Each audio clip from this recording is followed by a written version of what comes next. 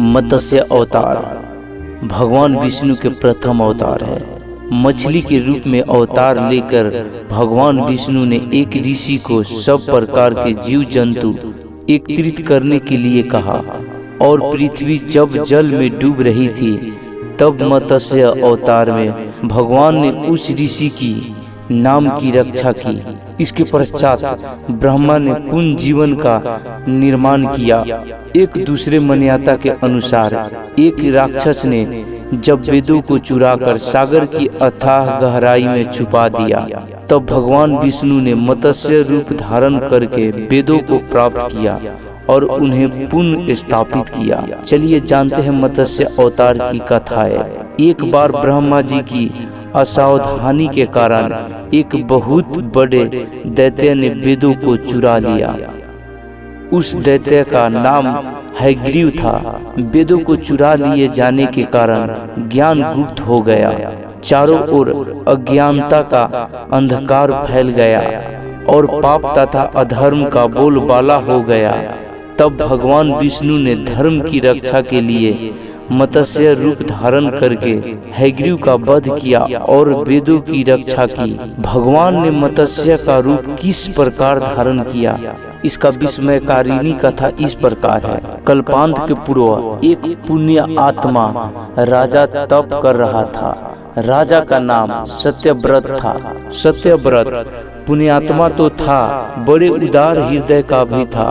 प्रभात का समय था, सूर्योदय हो चुका था। सत्यव्रत कृतमाला नदी में स्नान कर रहा था। उसने स्नान करने के पश्चात जब तर्पण के लिए अंजलि में जल लिया, अंजलि में जल के साथ एक छोटी सी मछली भी आ गई। सत्यव्रत ने मछली को नदी के जल में छोड़ दिया। मछली बोली, हे राजन, जल के बड़े बड़े जीव छोटे छोटे जीव को मार कर खा जाता है। अवश्य कोई बड़ा जीव मुझे भी मार कर खा जाएगा।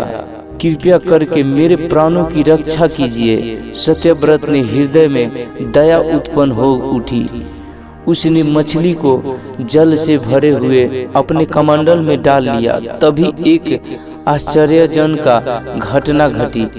एक रात में मछली का शरीर इतना बढ़ गया कि कमंडल उसके रहने के लिए छोटा पड़ गया।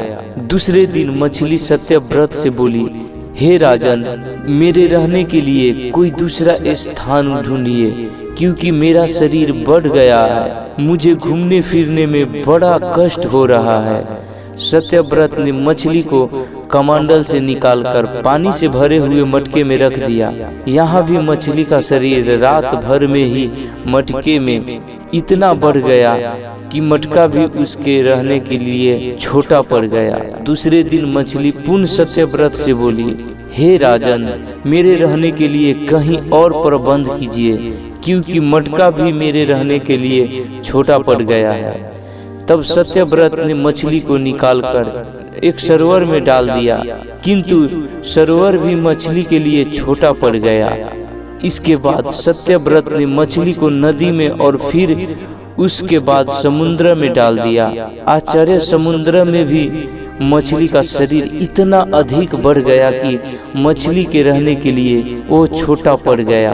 तब मछली पुनः सत्यव्रत से बोली, राजन, ये समुद्र भी मेरे रहने के लिए उपयुक्त नहीं है। मेरे रहने की व्यवस्था कहीं और कीजिए। अब सत्यव्रत विस्मित हो उठा। उसने आज तक ऐसी मछली कभी नहीं देखी थी।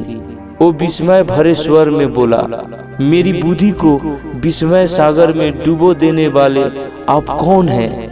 मत्स्य रूपधारी श्री हरि ने उत्तर दिया, हे राजन, हैग्रीव नामक दैत्य ने वेदों को चुरा लिया है। जगत में चारों ओर अज्ञान और अधर्म का अंधकार फैला हुआ है।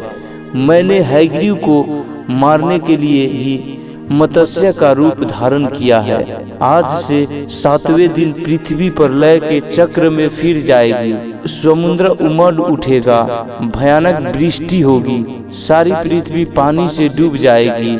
जल के अतिरिक्त कहीं कुछ भी दृष्टिगोचर नहीं होगा आपके पास एक नाव पहुंचेगी। आप सभी अनाजों और औषधियों के बीजों को लेकर सप्त ऋषियों के साथ नाव पर बैठ जाइएगा। मैं उसी समय आपको पुनः दिखाई पड़ूंगा और आपको आत्मात्मा का ज्ञान प्रदान करूंगा। सत्यव्रत उसी दिन से हरि का स्मरण करते हुए प्रलय की प्रतीक्षा करने लगे। 7वें दिन प्रलय का दृश्य उपस्थित हो उठा। समुद्र भी उमड़कर अपनी सीमाओं से बाहर बहने लगा। भयानक दृष्टि होने लगी। थोड़ी ही देर में सारी पृथ्वी पर जल ही जल हो गया। संपूर्ण पृथ्वी जल से समा गई। उसी समय एक नाव दिखाई पड़ी। सत्यव्रत 7 ऋषियों के साथ उस नाव पर बैठ गए। उन्होंने नाव के ऊपर संपूर्ण अनाजों और औषधियों के बीज भी भर लिए। नाव प्रलय के सागर में तैरने लगी। प्रलय के उस सागर में उस नाव के अतिरिक्त कहीं भी कुछ भी नहीं दिखाई दे रहा था। सासा मत्स्य रूपी भगवान प्रलय के सागर में दिखाई पड़े। सत्यव्रत और सप्त ऋषि जन मत्स्य रूपी भगवान की प्रार्थना करने लगे। भगवान ने आत्मा ज्ञान पाकर सत्यव्रत का जीवन धन्य हो उठा। वे जीते जी ही जीवन मुक्त हो गए। प्रलय का प्रकोप शांत होने पर मत्स्य रूपी भगवान ने हयग्रीव को मारकर उसने वेद छीन लिए। भगवान ने ब्रह्मा जी को पुनः वेद दे दिए। इस प्रकार भगवान ने मत्स्य रूप धारण करके वेदों का उद्धार तो किया, साथ ही संसार के प्राणियों का भी अमित कल्याण किया। क्या आपको ये कहानियाँ पसंद आई?